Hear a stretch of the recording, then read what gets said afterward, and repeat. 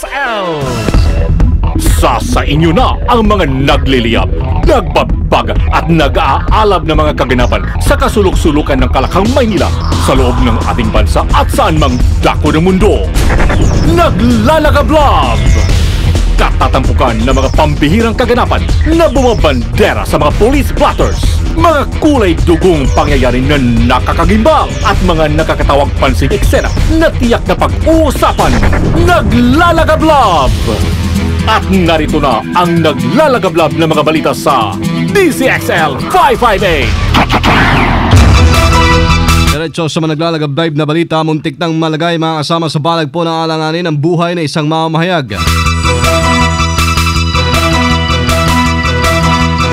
Matapos itong tutukan ng baril sa tapat ng kanyang bahay pamandin sa may barangay San Isidro, Cainta, Rizal. Ayon kay Merwin Lianza, TV reporter ng IBC 13, papasok na sila ng kanyang bahay habang pababa ng sakyan ng biglang sumulpot ang motorcycle riding in tandem, sabay tutok sa kanya na hindi pa nabatid na kalibre ng armas. Kasama noon ang biktima ang kanyang misis nang mangyari po yung insidente at sa pilitang kinuha ng mga sospek ang kanilang gamit gaya ng bag na naglalaman ng cash, digicam, ATM at iba pang personal na bagay. Matapos po ilang minuto ay nakapanlimas na mga sospek at mabilis na tumakas. Naglalagablab na mga balita. Sa probinsya ng Quezon, kalaboso yung 4 na sospek matapos magsagawa ng drug raid ang mga otoridad sa barangay Lusakan, bayan ng Chaong. Sa reporte, sinalakayo ng pinagsari na puwersa ng pulisya at ng Philippine Drug Enforcement Agency ang bahay ng mag-asawang sina Josefina at Manuel Rojas. Tiyempo namang wala ho sa bahay yung asawang lalaki. Pero na-recover naman kay Josefina ang 5 plastic sachet na hinihinalang shabu at iba pang drug paraphernalia. Ilan pa sa mga nauling suspect ay sina Oliver Mandigma, Antonio Gutierrez, Camilo De Torres, yung na sinubukan pong tumakas itong huli. Posible namang maharap sa kasong paglabag sa Comprehensive Dangerous Acts Act of 2002 yung mga suspect. Illegal Pinoy workers sa Korea binalaan. Ay balita si Joyce Sadra. Joyce, iradyo mo. Nagbabala ang OWA sa pananatili sa Korea ng mga overstaying na OFWs. Ayon sa OWA, mawawala ng tiwala ang Korean government sa Filipino workers pag tumaas ang bilang ng overstaying OFWs doon. Sa ngayon, nananatiling mataas ang demand.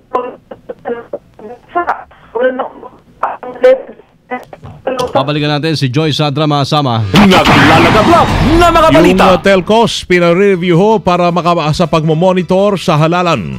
Kasama natin sa balita may report si Conde Bata. Conde, iradyo mo. Hinihikayat ni House Assistant Majority Leader Sherwin Tugna ang National Telecommunications Commission o NTC na magsagawa ng pagre-review sa mga telecommunication companies.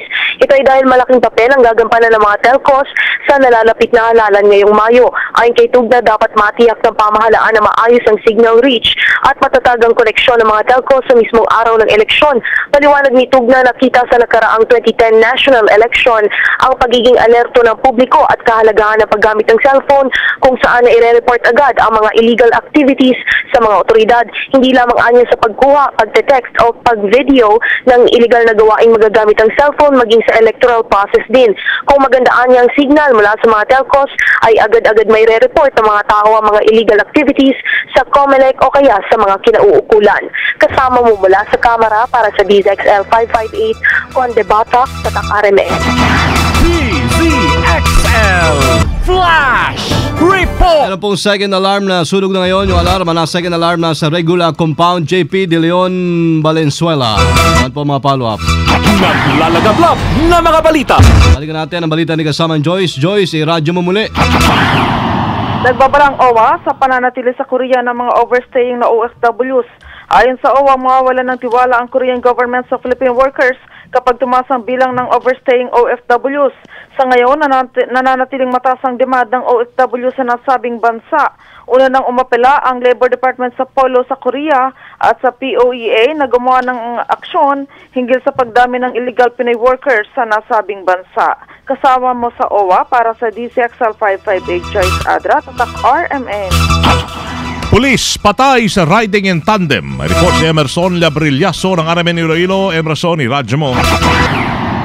Patay ang isang pulis matapos pagbabarili ng riding in tandem sa bayan ng San Dionisio, Iloilo, alas 8:40 kaninang umaga. Kinilala ang biktima kay PO3 Marlino Abres, 51 taong gulang, residente ng bayan ng Sara at ngayon assigned sa bayan ng Estancia, Iloilo. Ayon sa initial investigation ng San Dionisio PNP, sinundaan ang dalawang suspect sakay sa motorsiklo. Si PO3 Abres na sakay din sa kanyang motorsiklo at pagdating sa barangay Tubli, San Dionisio, ito ay binaril na tinamaan sa kaliwang tagiliran. Nakaganti pa ng 2 putok ang biktima. Nawala ng buhay sa Sara District Hospital si PO3 Abres last 10:25 kaninang umaga dahil sa manubhang tama mula sa 45 caliber pistol. Inaalam pa ang motibo ng nasabing krimen. Kasama mo sa RMN Iloilo ang bagong number 1 sa Metro Iloilo, Emerson Gonzales Labril Yaso, Tapak RMN. Naglalagablab na mga balita. Sa Albay mga kasama, umabot na po sa 149 ang naitalang kaso ng dengue sa Ligao City. Ayon sa Albay Provincial Health Office, hanggang ngayon nakakonfine pa rin sa ospital ang 11 sa nasabing bilang. Isa na mga residente naman ay tinago ang namatay pero inaalam pa kung dahil po sa dengue. At kaugnay ito ay magsasagawa ng committee meeting ang pamahalaan lokal na Albay para magsagawa ng preventive measure sa pag-iwas sa nasabing sakit. Tatlong patay sa banggaan ng dump truck at bulk carrier. Na-report si Efren Alcantara ng RMN Bulacan. Efren, radyo mo. Ang kalawang driver at isang tayo ng kinabang isang helper. Babalikan natin yung ulat na yan ni kasamang Efren Alcantara mula ho sa Naglalagablab na mga RMN balita. Bulacan.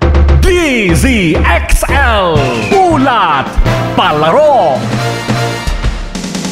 Binaliwala naman mga kasama ni Hall of Fame trainer Freddie Roach, Hall of Famer. Ang pahayag ni WBO welterweight champion Timothy Bradley Jr. kaugnay sa laban ito kay number 3 world-rated welterweight contender Ruslan Provothnikov. Napatid na ito po ay tumatayong sparring partner ni Manny Pacquiao sa mga nakalipas na laban. Sinabi pa ni Roach na hindi basta-basta ang suntok ng Russian boxer at sigurado niya siya na kapag naramdaman ni Bradley ang lakas ng suntok ng kanyang alaga ay tsak na tatakbo ito gaya ng ginawa sa laban nila ni Pacquiao. Una na sinabi ni Bradley na sigurado uuwi siya ang panalo at uwing talunan si Ruslan sa ring. Naglalagablab na mga balita. DZXL Showbiz Balita. Nasa gitna na doon ng laot na kapag text pa last time. Ay gano'n? Kanina umaga. Pero nakalabas na siyang Saba. Nakalabas na. Wala na sumusunod sa kanya. Walang gusto lumabas. Oo nga pala, no? Diba? May warning na, ha? May Isang warning. script lang yata ang hawak niya sa paglalayag niya na yan. Minawagay-way niya ganyan. Kaya, walang May bumabaril. showbiz daw na- Galing Saba. Sige. Hintayin natin. Formal na ho yung pinakilala kay Madlang sa Madla. Madlang people. Ginagamit ko pala yung salita na yan. Sa Madla! Noong unang panahon yan di ba? Ang unika iha ni Gretchen Barreto at Tony Boy Coangco. Isa lang pala si Dominic. Oo, si Dominic. Last kwan yun, Sabado, Feb 23, sinelebrate ho yung kanyang elegante at magarbong 18th birthday sa tahanan ng mga Coangco sa compound ho ng Malacanang sa San Miguel, Manila. Di ba? Yaman. Tumagal ho ng 6 na buwan ang kanilang preparasyon. Biro mo, 6 months grabe. Yung ba, ura-urada nga bukas na birthday, ngayon palang handa. Tapos sabihin walang handa bukas na birthday, wala 18, magandang umaga. Magandang tanghali dun sa mga hindi pa nakapag-18th birthday. Nakapag-18 ka na ba? Tapos na? Tapos na? Magarbo. Swimming pool siguro yun, no? By the pool. Si PB ko. Paano niyo po alam? Ganun naman Ginugol namin. Very common. Ginugol? Very common yun. Malapit sa swimming pool Everybody's wet daw. Ganun ba? Ay, By the pool? By the pool. Ayos, Manila pool? Doon. Saan yun? Private. Private. Sabi ko sa'yo ilang months kaya pinaghandaan niya? Gaya, ito kasi yung may tema raw Anong tema nito kay Dominic? Wizard of Oz. Of Oz. Akala ko Wizard of Oz. Wizard of Oz. Parang suputan dating. Lupit mo Ngayon Wizard of Oz. So parang ba yun? Nawawala siya. Para siyang si Alice, di ba? Di ba yun? Alice in Wonderland. Siya yun, di ba? Wizard of Oz. Di ba? Tingnan mo ka ba sa nun? Yung bata ka, yan. Ibang binabasa mo nung Kalimutan bata na yung ka. mga children's story. Kami, hindi namin nakakalimutan. Hindi, tayong mga bata. Ay, oo. Yan, makalimutan mga children's story. Wizard of Oz, yung paborito mo, yung kwan, yung Humpty-Dumpty, yan, di ba? Di ba? Di ba? Mary had a little lamb, di ba? Ay, syempre. Ano na? Ano? London Bridge. Hindi na ata napunta sa amin yan dito, Wala na. London Bridge. Luma na yan. Yung mga bago ba, mayroon pa nga kaming mga kwan eh. Yung isa, yung Rain Rain Go Away. Meron pa yan. Mga children's story. Wala raw ho siyang mahiling pa dahil super blessed na raw ho siya sa pagkakaroon ng mga magulang tulad ni Gretchen at Tony Boy. Di ba? Siyempre, lahat na sa'yo eh. Di ba? Sa banding raw nilang mag-ama, never na nangyaring nag-away ho sila. Although minsan, sa kanyang mommy, ay nakakatampuan din minsan na regular lang din naman na nangyayari. Ngayon 18 na ho si Dom, naging emotional daw dito ang kanyang ama. Habang yung kanyang mami naman ay may pagka-weird ang taste pagdating sa mga boys. Talagang nidikit niya si Greta sa boys. May sulat si Mahilig Tony ba? Boy. Binasa. Binasa. Madamdamin at emotional yung si Dom. Napayak din sila mag-ama. Mas close sila mag-ama close. kesa kay Greta. May personal na sulat yung ama sa anak. Grabe yun. Nakaka-touch. Oo, no? Father's love Sige. kesa sa mother's. Yung sa kanila lang. Diba? Oo. Kadalasan naman yatang malapit ang anak na babae sa lalaki. Lalaki. Oo, tama ka. Ganun yan. PB, Sino di ba? ka ba malapit, PB? Nanay mo, daddy, ma'am? Sa mom. Oh, weird din to. Weird. Weird din. Thank you! Thank you! Alam po ni Loli, sana hindi ka malunod dyan, ha? Na yung bangka. May white flag ho siya. Isang script na pulot niya. Oh. Pinawagayway niya sa dagat. Hindi siya Hindi mo natutunaw. Hindi. Aba, kabuti ka dyan, ha? Di bale, nag-uusap ka ngayon. Gaspang himanaw tayo. Hindi gasgas, hindi umaatras, medyo madulas. Ito ang balitang panghimagas. Bibi ko! Magandang tanghali mga kasama. Hello. Weird. Why? Sabi nung Dominic, nanay niya weird eh. Ito, galawin ko. Tila mo, yan. Para naman sa ating panghimagas, masasabing mahirap talagang hanapin ang mga pearls dahil kailangan mo pa itong hukayin sa ilalim ng dagat. Oh, talaga? Naku, Iba. si Loli baka naghuhukay na ng Pwede. pearls. Nakataan ka dyan, lalim nun. Si Alex, sinisisid yan eh. Mahilig sa pearl.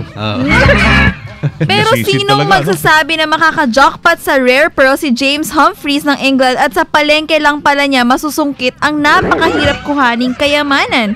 Habang kinakain ang nabiling pearls, may nakagat siyang matigas na bilog. At laking gulat niyang nang niluwa niya, ay isa pala itong perlas. Pustiso ha. Perlas. Perlas. Napag-alaman pa niya na rare pearl ito at hindi mapresyohan dahil ito ay priceless. Walang presyo Anong kinain niya? Anong kinain niya? Ano ba kinain niya? Napahalo. Oyster. Oh, Yun. Kasi doon naman galing ang pera. So, oyster, di ba? Tama. Paano nga ba nagpo-produce ng oyster ng perlas? Ibang klase siyang kumain ng oyster. Talagang diretso sa perlas. Oo, may perlas. Sa gitna talaga yun, di ba? So mga kasama, paano nga ba nagpo-produce ang oyster ng pearls? Paano ba? Science. Ang buhay ng perlas ay nag-uumpisa sa loob ng isang oyster. Botany. Di ba?